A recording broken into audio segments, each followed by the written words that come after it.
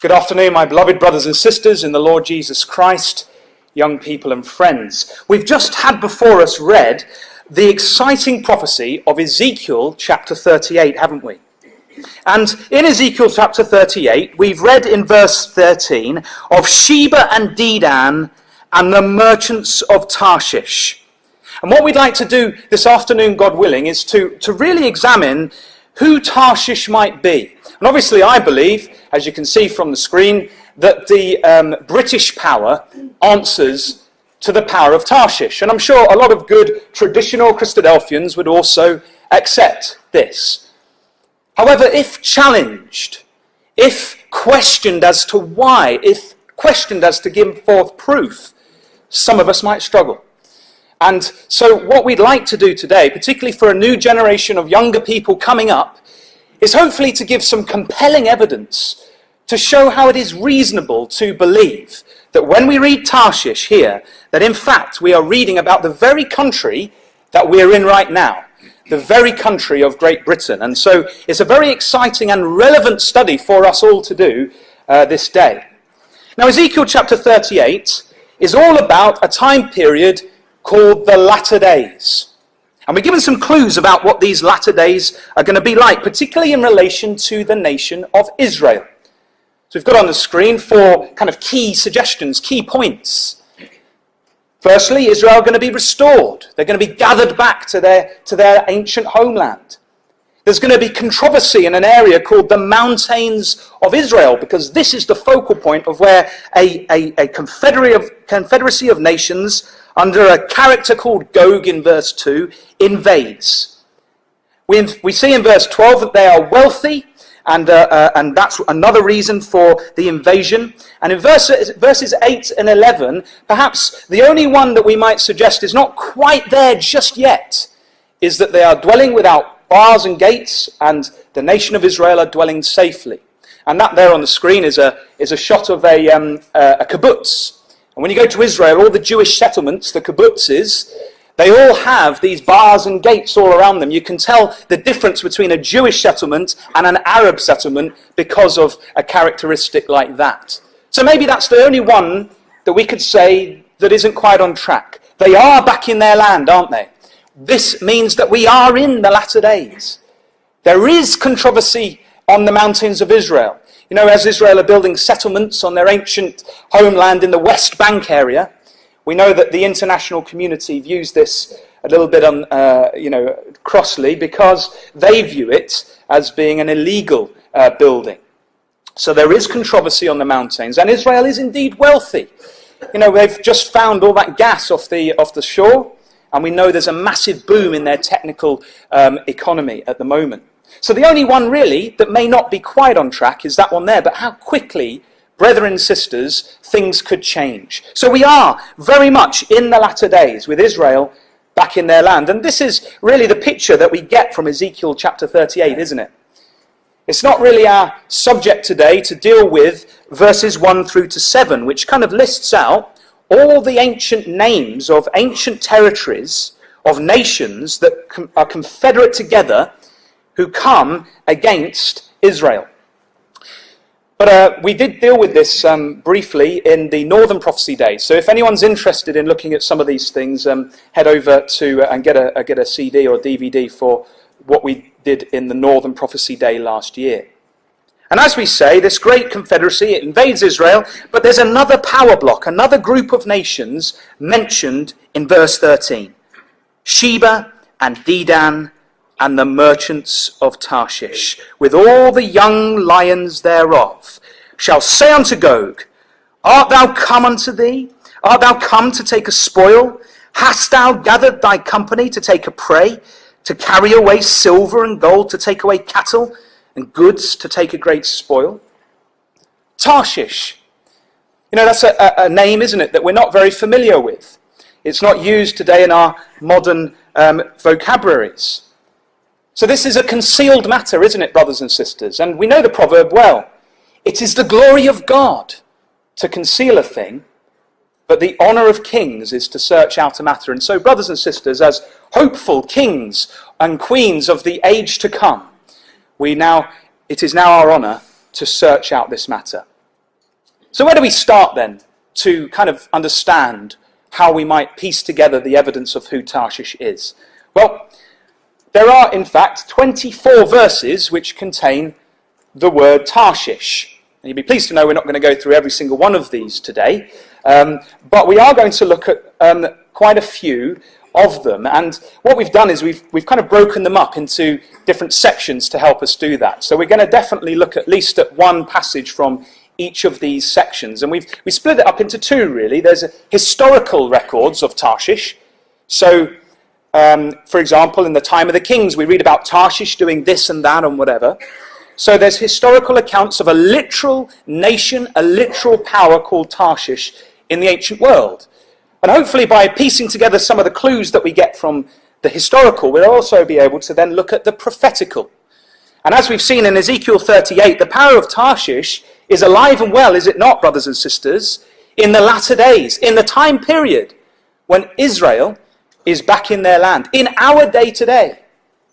And so as Bible students, we should be able to identify, surely, who Tarshish is, so that when we look at our news stories and we see articles relating to the subjects of Ezekiel 38, for example, we can see that Britain is indeed, or Tarshish is indeed, at work. So, I hope you're all with me. That's my preamble. Let's get on with it. We're going to look at 8 Tarshish clues from the sections that I showed just previously. And the first one, it's always good, isn't it, in any study, to start at the beginning. So let's go to Genesis and chapter 10 to find out a little bit about the beginning of this power.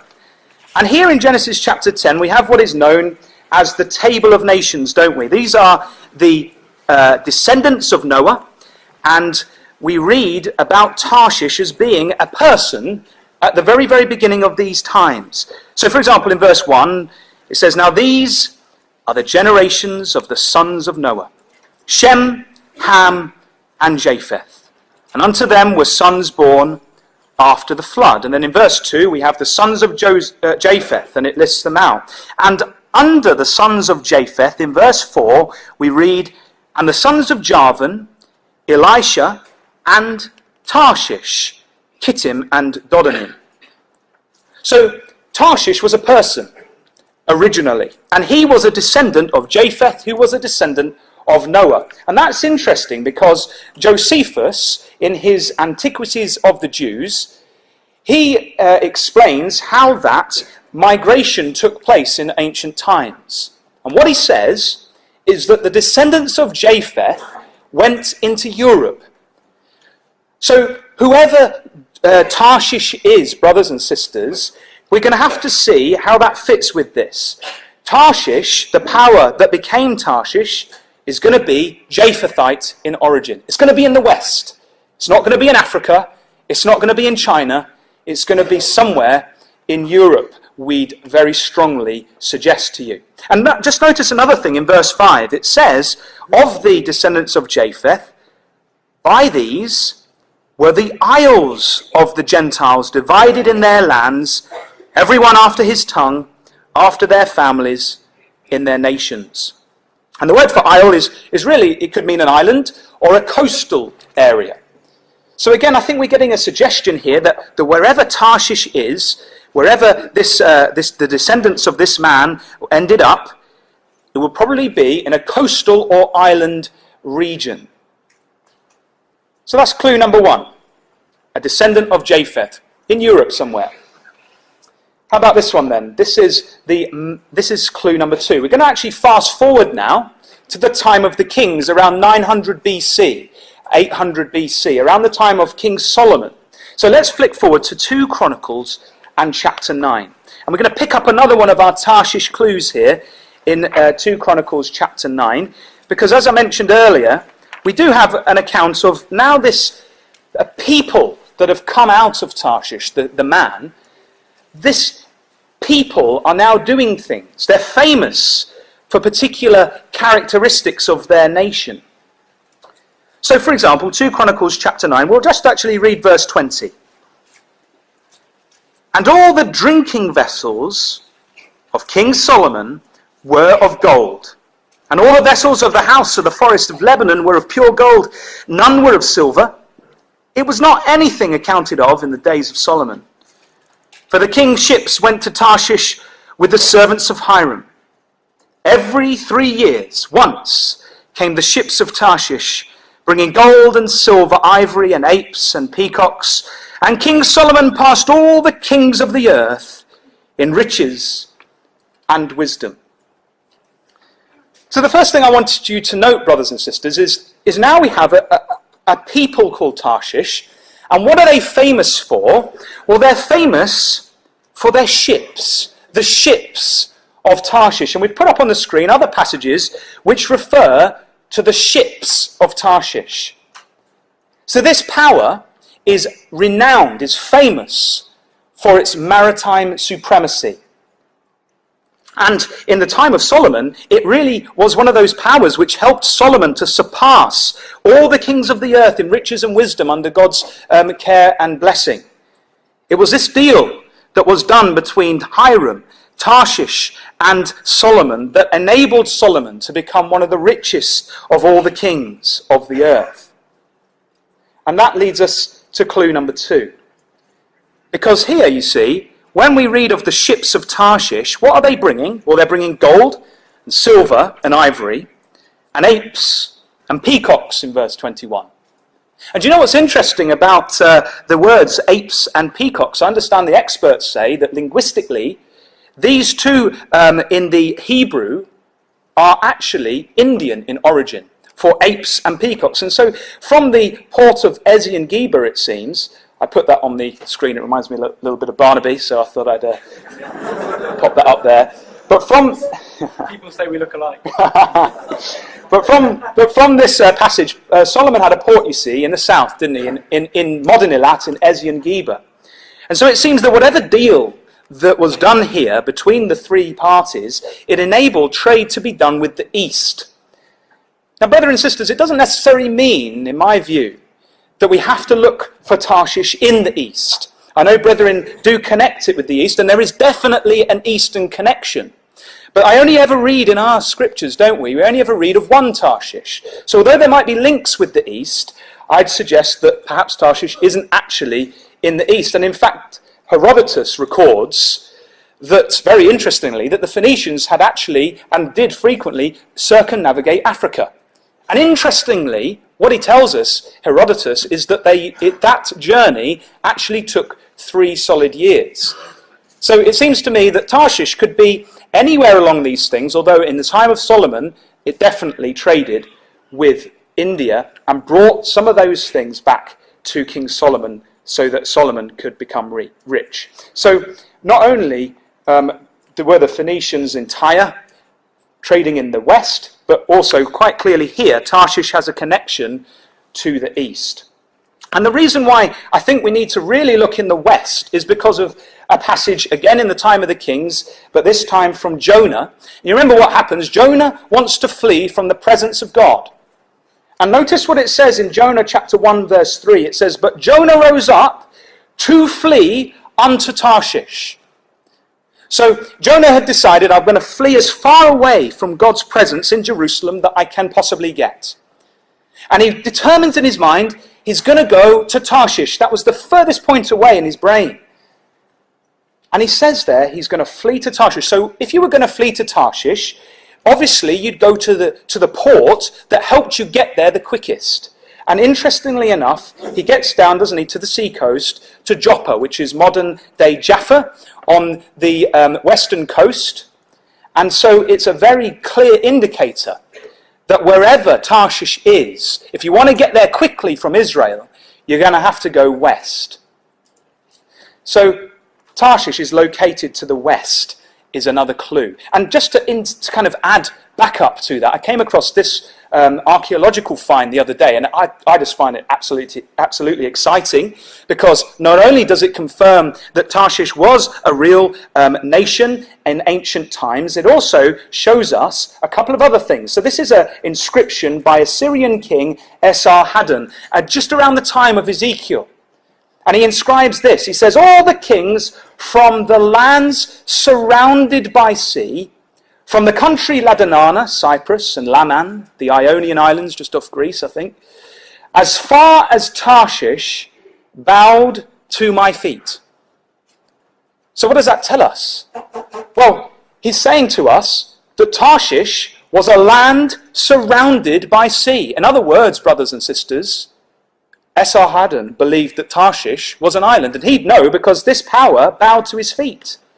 And also, brothers and sisters, it seems that as he's explaining all these island powers that bowed to his feet, that he's starting with Cyprus and going across the Mediterranean, and the furthest point that he knows in the west that bowed to him was a power called Tarshish. A very interesting passage there that I just wanted to intersperse with that point. In the west is where we would look for the nation of Tarshish.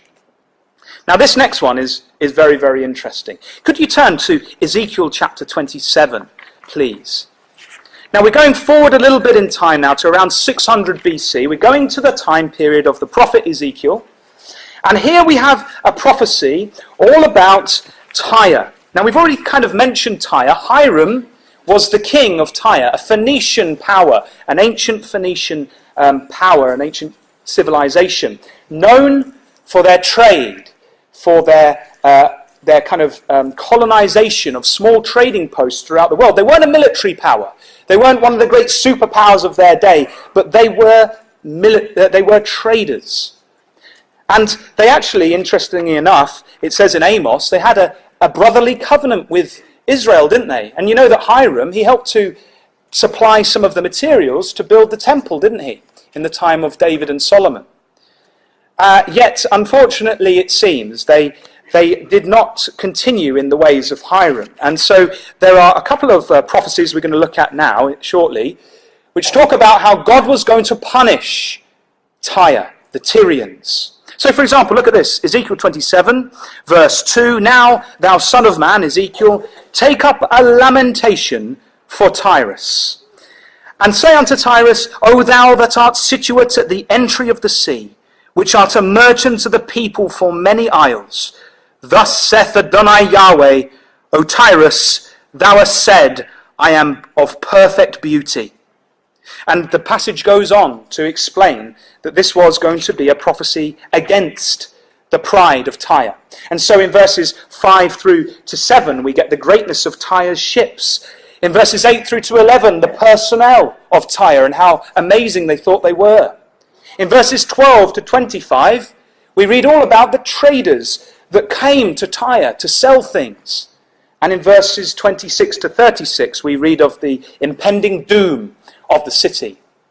But what we're interested in is the section that's all about the traders with Tyre, verses 12 to 25. Look at verse 12, for example. We read there of the power we're trying to identify. Tarshish was thy merchant by reason of the multitude of all kind of riches. With silver, iron, tin, and lead, they traded in thy fairs.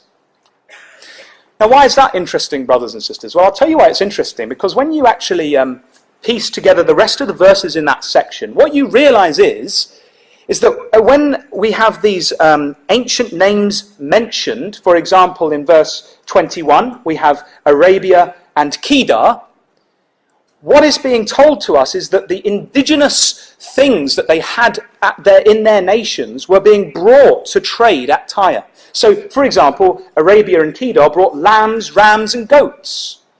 And in verse 22, for example, Sheba and Ramah, they brought spices, precious stones, and gold. These were commodities which were indigenous to the regions from which these ancient nations came. So what does that tell us? Well, it tells us that Tarshish had these four metals indigenous to where it was.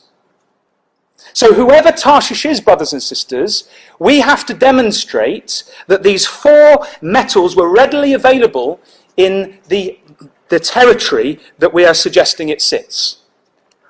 And this is very fascinating, isn't it? Because again, we've got another non-biblical reference to back up the biblical account that Tarshish was famous for its metals. Here is one of the, I think it is in archaeological terms, the oldest reference in archaeological finds to the Jewish temple ever discovered. And it's on a pottery fragment called an ostracon. And on this ostracum, it mentions the silver of Tarshish. So it's very, very interesting to find that specifically Tarshish is mentioned with this metal here. And we know from the biblical account, though, that it can't just be silver. We're looking for a power with iron, tin, and lead readily available within it.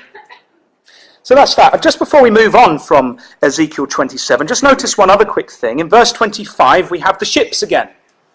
The ships of Tarshish did sing of thee in thy market, and thou wast replenished and made very glorious in the midst of the seas.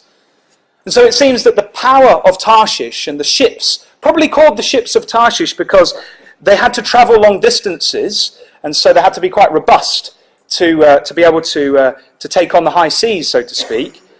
These ships of Tarshish, they were absolutely crucial in enabling all these goods to come to the ancient Phoenician power of Tyre. I just wanted to point that out because as we go through, we'll see that that's quite an interesting point. So, that's clue number 5.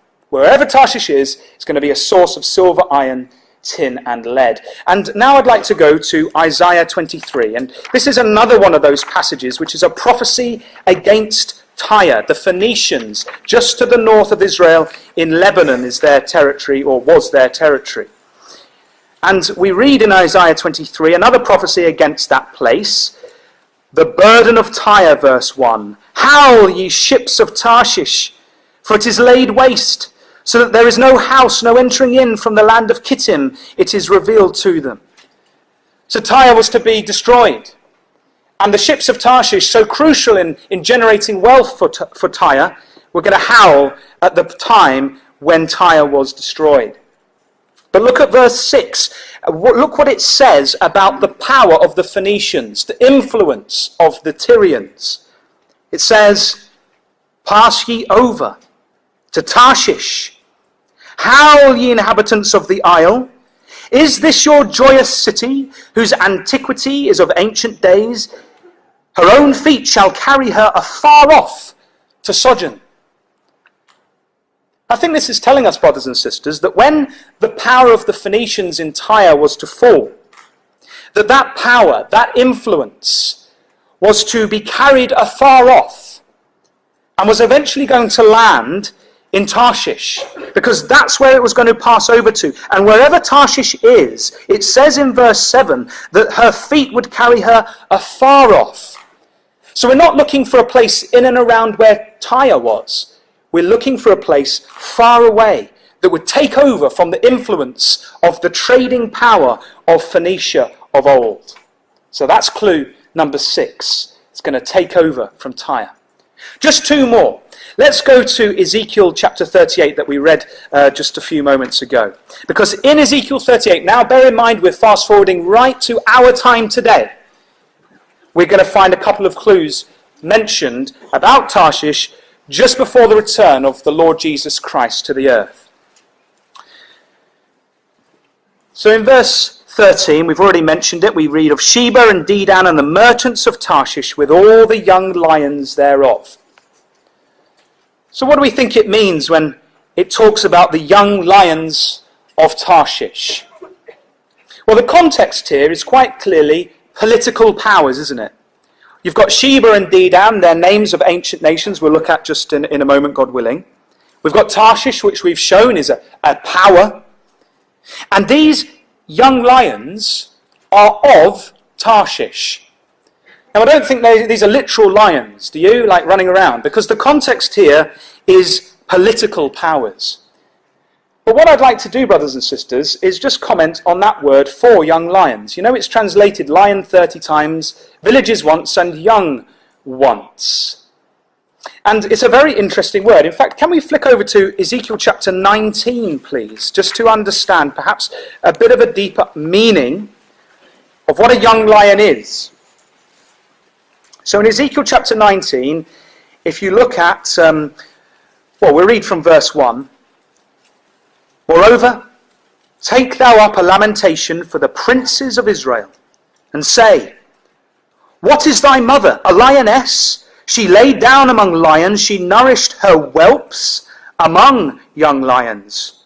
And she brought up one of her whelps, it became a young lion, and it learned to catch the prey. It devoured men. The nations also heard of him. He was taken in their pit, and they brought him with chains unto the land of Egypt. Now, the context here again is political powers, but this time it's talking about princes in Israel.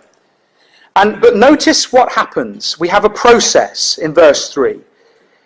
You start off with whelps, baby lions, reliant on their mother. But these whelps don't stay whelps for long, and they become young lions, capable of catching their own prey. In other words, a young lion is an independent power of its mother. And I think that's the sense in which we see the word used here in Ezekiel chapter 38. These young lions, they are political powers that have become independent of their mother, yet still slightly related. So when we read of Tarshish with all the young lions, we're reading of offspring, political offspring of Tarshish. So whoever Tarshish is, we have to be able to demonstrate clearly that there has been political offspring from it, that has become independent of it and grown up and left home, so to speak, but is still slightly related to that original Tarshish mother lion power. So that's clue number 7. A colonial power having independent political offspring. Clue number 8. And again it's here, we've read that Sheba and Dedan and the merchants of Tarshish with all the young lions thereof shall say unto Gog, Art thou come to take a spoil? Now notice the detail here, brothers and sisters. Sheba and Dedan are clearly the native powers in the vicinity of the area of the invasion somehow. But Tarshish isn't there, is it, brothers and sisters? The merchants of Tarshish are there. So this gives us another clue, doesn't it? That the traders of Tarshish will be in the area of Sheba and Dedan, and they're going to say to Gog, have you come to take a spoil from this area, it seems to be implying. And so, brothers and sisters, we have to ask the question, well if we can, where's Sheba and Dedan? Because if we can find a little bit out about where they are, in the latter days, in our times now, if we look at that area, we should be able to see whoever we believe Tarshish might be, to be operating in that area. And I'm going to just suggest to you, the sun's shining on the screen there, but hopefully you can see, this area here in the Gulf is where we would identify Sheba and Dedan with. Let me just give you a little bit of evidence for that. I'm just going to quote from the second one down here. This is in Turkey, and it's actually an inscription made about the victories of Augustus around AD 14. This inscription was written, and we read, in Arabia the army penetrated as far as the territory of the Sabaeans, and that's the ancient name connected to the Shabeans, Sheba, and the town of Marib. Now the town of Marib is there in modern Yemen, just down here, there. And so we've got a clear kind of indicator there from an ancient text, about 600 years or so just off from Ezekiel, of where the ancient territory of Sheba is. It's down there in the Gulf area. Here's another one about Dedan. I like this one. It's an ancient graffiti inscription from Al-Ula. Al-Ula is a kind of an oasis town up there in Saudi Arabia. And I just think it's quite funny because these are ancient bits of graffiti, you know. So if you think, I might just write down here, Matt Davies was here, Rugby Prophecy Day 2014, you never know, one day it might become relevant to someone. And that's what's happened here, because we've got Rachnil, son of Buzrat, he camped in Dedan. And he'd scrawled that, Rachnil did, on a little stone in Al-Ula, and the archaeologists have come along and gone, oh look at this place, and there's loads of these, by the way, was called Dedan in ancient times. And so we can be quite confident that this area of the Gulf, brothers and sisters, is indeed the area of Sheba and Dedan of old. And there's a couple of other passages there from Isaiah and Jeremiah which equate Dedan to the area of Arabia. So there's our clues done. Whoever Tarshish is, brothers and sisters, they're going to be a descendant of Japheth. They're going to be a maritime power. They're going to have traded in global markets in the time of the kings. They're going to be located to the west of Israel. They're going to be a source of silver, iron, tin, and lead. They're going to have traded with Tyre and then take over from Tyre. They're going to be a colonial power in the latter days, or at least have become a colonial power by the time of the latter days. And they're going to be trading in the Gulf in the latter days. So the question that we've got to ask is, does Britain fit the bill?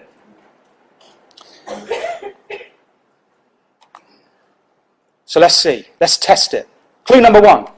Is Britain in the area of Europe? Well, yes. And so we can be happy with that clue. Next port of call, so to speak.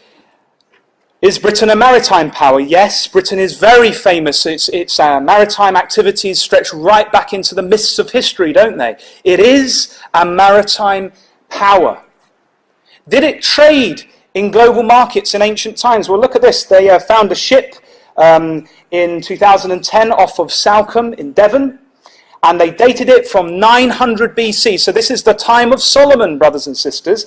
And they found quite clearly that this proved that Britain, the Isle of Britain, was trading in the Bronze Age, in the time of Ezekiel. In fact, one of the divers, or the engineers, Jim Tyson, who took part in the dive, said it shows definite communications and trade.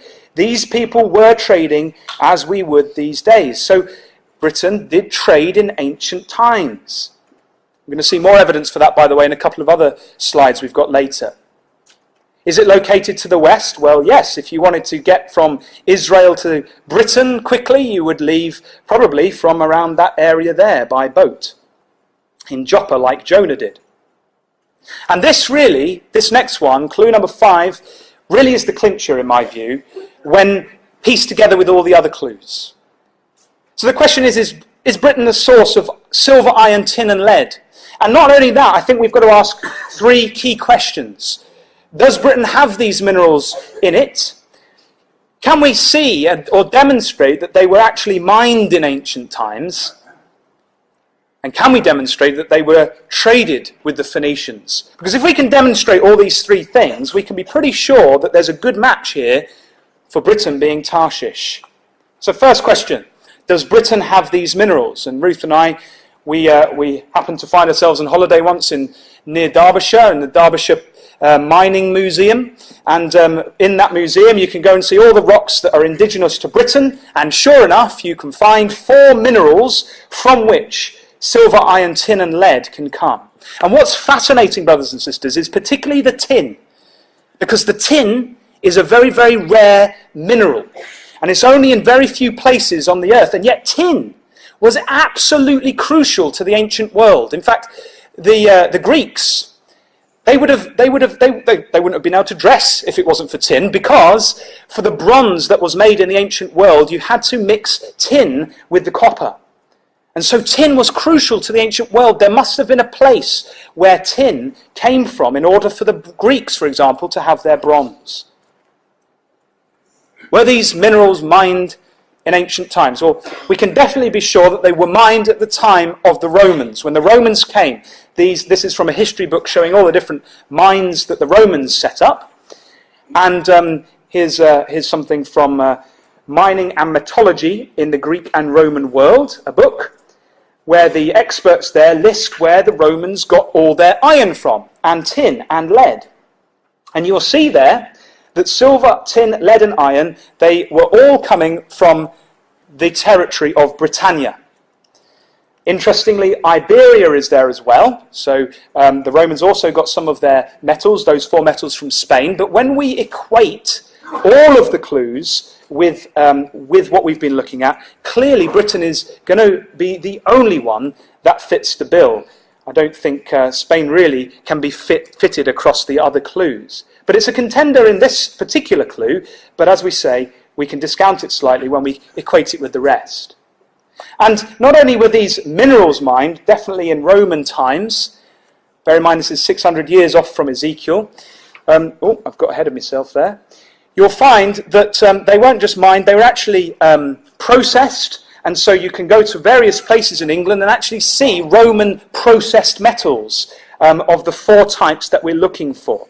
And this one here is very, very interesting, quite famous, the St. Maur's tin ingot. And it's very, very famous because it was thought to date, when they did their tests on it, from 2000 BC in Britain, trading in tin from those ancient times. But did they trade with the Phoenicians?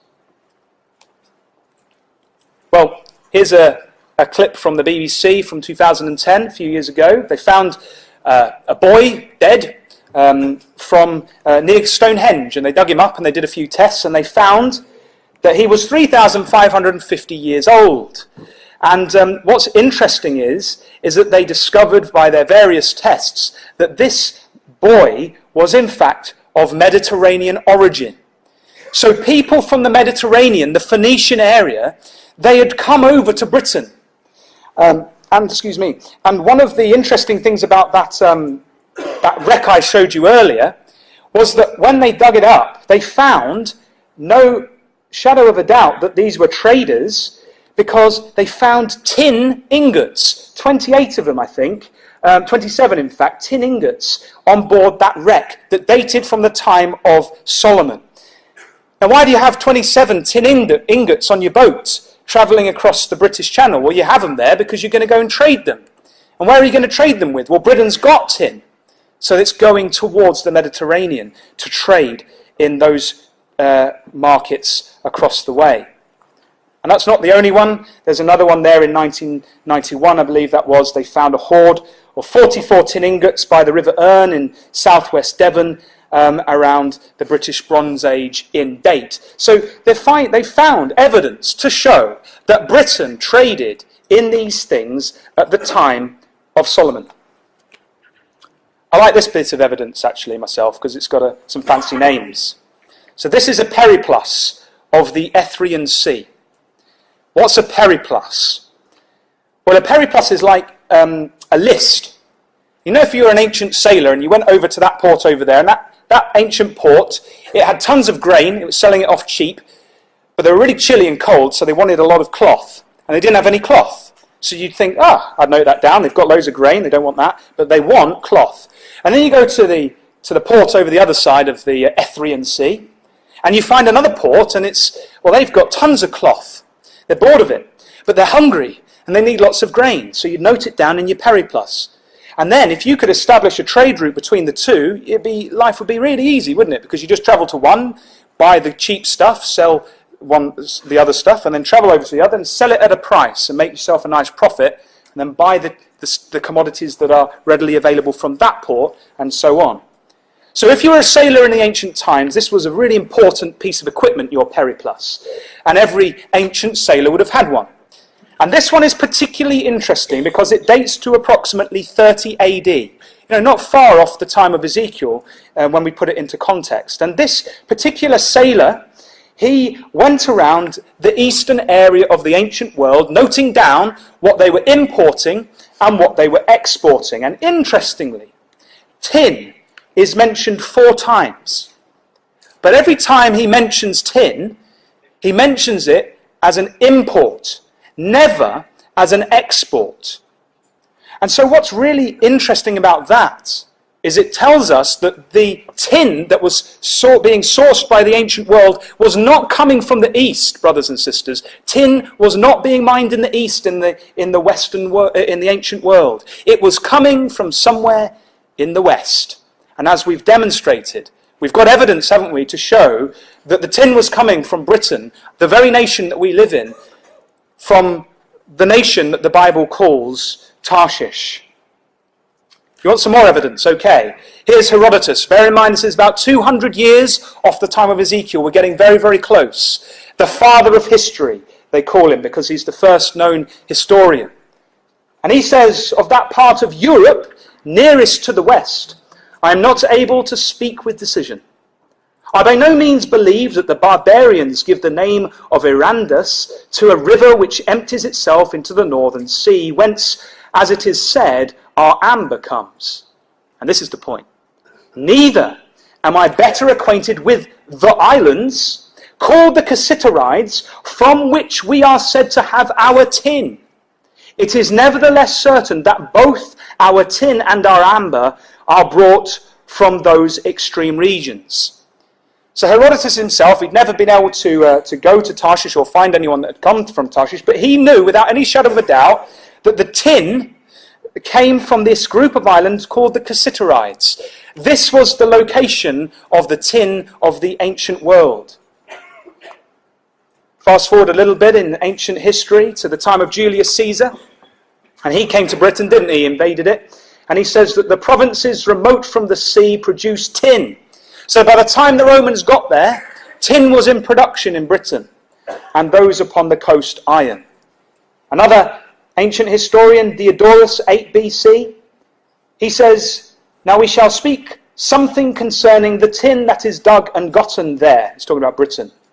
"They that inhabit the British promontory of Belerium, by reason of their converse with the merchants," so they were established traders, "are more civilized and courteous to strangers than the rest. These are the people that make the tin, which with a great deal of care and labour they dig out of the ground, and that being rocky, the metal is mixed with some veins of earth, out of which they melt the metal and then refine it." So again, the tin is coming from Britain in the ancient world. And if you like that, check this quote out. This is the last one, by the way, if you find history dry. "The Cassiterides are 10 in number, so a small group of islands, which Britain is one of, and lie near each other in the ocean toward the north from the haven of Arabi. Of the metals, they have tin and lead, which with skins they barter with the merchants for earthenware, salt, and brazen vessels." And this is really interesting. "Formerly the Phoenicians alone from Gades engrossed this market, hiding the navigation from all others. When the Romans followed a certain shipmaster, that they might discover the market, the jealous shipmaster willfully stranded his vessel on a shoal, misleading those who were tracking him to the same destruction. Escaping from the shipwreck by means of a fragment of the ship, he was indemnified for his losses out of the public treasury." So isn't that interesting, brothers and sisters? Perhaps that's why Herodotus wasn't quite sure where his tin came from, because the Phoenicians were so protective of that source. It was so valuable to the ancient world where they got their tin from that they were willing to scupper their own ships to stop the Romans getting there. And of course we know that eventually the Romans did get to Britain, and we've shown, haven't we, that they did tap into the metal markets and the metal production that was going on. But interestingly, we have a connection here, an ancient source which connects trade with Britain to the Phoenicians, Tyre. A very interesting non-biblical connection. So, does Britain have these metals? Yep. Were they mined in ancient times? Yep. Were they traded with the Phoenicians? Yes. What about clue number 6? Were they going to take over, one of the prophecies said in Isaiah? From Tyre, from the Phoenicians. And isn't it interesting, brothers and sisters, that Britain did indeed take over and dominate the ancient trade routes of the ancient world, particularly around 1601 when the East India Company was formed. When basically Britain just dominated all of those trade routes, both in the West, but most importantly in the East. It took over from the power and the influence of the Phoenicians. It even had its own currency in India. It owned parts of the land of India. Eventually it got so powerful. So we can say that Britain fulfills that requirement. It did take over from the influence and power of Tyre. How about this one, number 7, a colonial power? Well, it's pretty much a no-brainer, probably the easiest one. We know, don't we, that Britain is the mother of many colonies, known nowadays really as the Commonwealth. And they're all over the place, aren't they? They're independent though, aren't they? That's very, very interesting. The young lion, the independent states of Tarshish. And here we have, near where I work, there's a plinth up on one of the buildings celebrating 60 years of Queen Victoria, her Diamond Jubilee. And we can see that this is when all these lions, as it were whelps. They were part of the British Empire, ruled over by Queen Victoria. And interestingly, look, there's little lions in the corner there. Not that we hinge our point on that, but it is interesting that you can see that that's how it was being presented. They're all together. But now we're in a situation, aren't we, where India is separate, where Australia is separate. We've got all these independent powers, the United States, that have all come out of a mother Tarshish, a mother lion, a mother Britain, so to speak. And it's amazing, isn't it, how many signs we see around us in our day-to-day lives of our country, of Britain, being associated with lions. When I say our country there, by the way, we're strangers and pilgrims, don't get me wrong. The country we live in is what I mean. So, Trafalgar Square, we've got those things, eggs, England football team, lions everywhere. And what's fascinating is I love this one. I'm sure some of us have seen it a few times, because in the world wars, particularly World War I, what's really exciting is that Britain was often depicted as a lion, and its colonies were often depicted as young lions. It's as if the angels are saying, brothers and sisters, if you're confused as to who the young lions are, just have a look at some of these things. A pointer in the direction of Britain.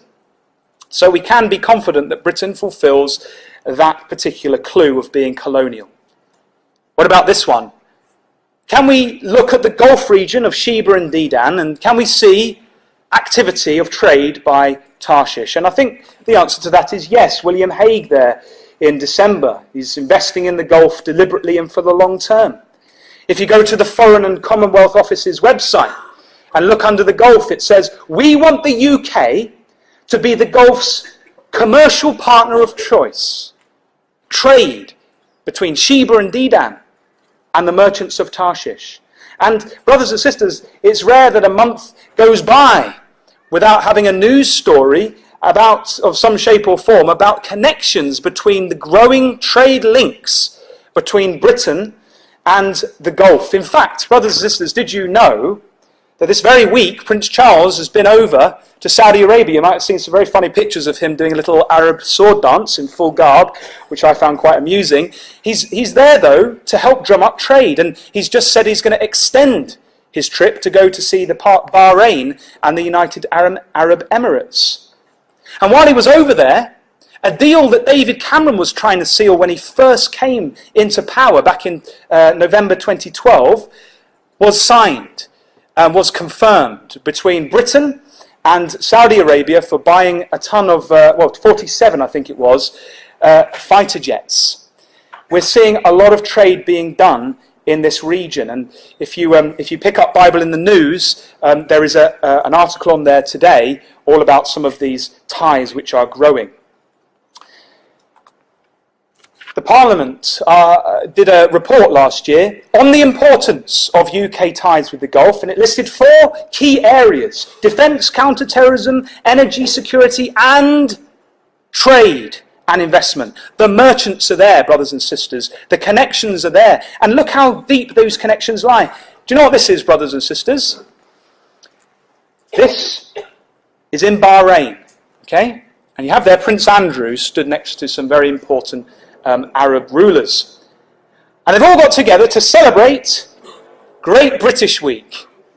You know, how many places on the planet would celebrate Britain? Well, the Gulf region is, and so that is an interesting tie, isn't it, brothers and sisters? This is a campaign that the British government is launching all over the the Gulf region, of being Great Britain, to drive trade. This is Vince Cable, an article from last month in the Financial Times.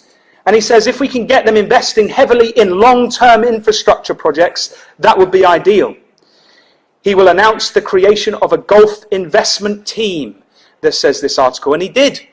There is a specific team that the British government has set up only to go to the Gulf to generate trade, and it's working very, very well. In fact, I think there's now a fast-track visa for people in some of the Gulf states to be able to come over to Britain to make this trade easier. When you go on the British government website, we read that relations with the Gulf states are of huge significance to the UK. And when you actually look, particularly in London, at who owns what in some of the most prestigious London areas, you'll find that the shadowy hand of the Gulf states seems to be behind everything. For example, Qatar own 20% of the London Stock Exchange. You know, that's unbelievable. They own 25% of the Shard building in London. Sorry, that was 95%. I read that wrong. 95%, they basically own it. The great symbol of London, the new Shard building, owned by one of the Gulf states. They own 26% of Sainsbury's. The whole of the Olympic Village is owned by people from the Gulf. And so, brothers and sisters, we have this trade in operation, and it's a two-way thing, isn't it? And we can see it working as we would expect from Bible prophecy with British traders in the area of Sheba and Dedan. But we ask the question, well, would Britain really be up for challenging an international confederacy that comes down into Israel? Do we have any signs of that? Because we've not, you know, when we look at Britain, we don't see, do we, a massive military power in that region. But we don't see a massive military power, but we do see them in the past challenging powers which would seem to be greater than them to protect their trade interest. Here is the Strait of Hormuz, okay, just north of the Gulf. And you might recall that in 2012, Iran was getting a bit, a bit big for its boots, and it decided to suggest that it might close this Strait of Hormuz. And look who challenges. The UK warns Iran, don't close the Strait of Hormuz. They weren't happy about this. They actually challenged Iran.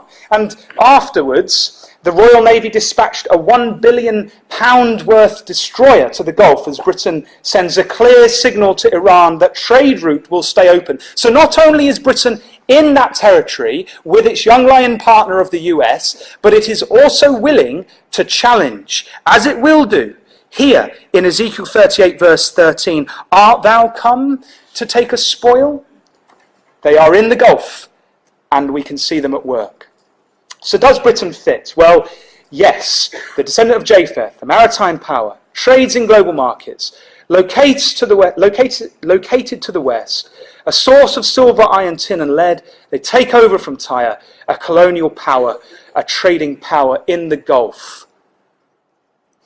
So if you have any other suggestions as to who Tarshish is, you've got to be able to put it across these clues and demonstrate as clearly as we've been able to do today, if not better, that your suggestion fits. And I don't know of any other suggestion, brothers and sisters, that fits like this. This is not some sort of pioneer blind following of what Brother Thomas has said, is it? These are reasonable, considered conclusions that we can make. And we can be confident, I believe, in these things because no other power fits the bill. So what does it mean to us as we are here in the latter days? What encouragement can we get? What other signs can we see? Well, what it means to us is that when we look at the world just before Christ returns, this is what we should expect to see. Two power blocks arising. The Gog of Ezekiel 38 and then the Sheba, Tarshish, Dedan group. And clearly it shows us that the Tarshish and Sheba, Dedan group, their military and economic strategies are different to the European, Russian and North African strategies. There is some sort of separation of the powers, isn't there?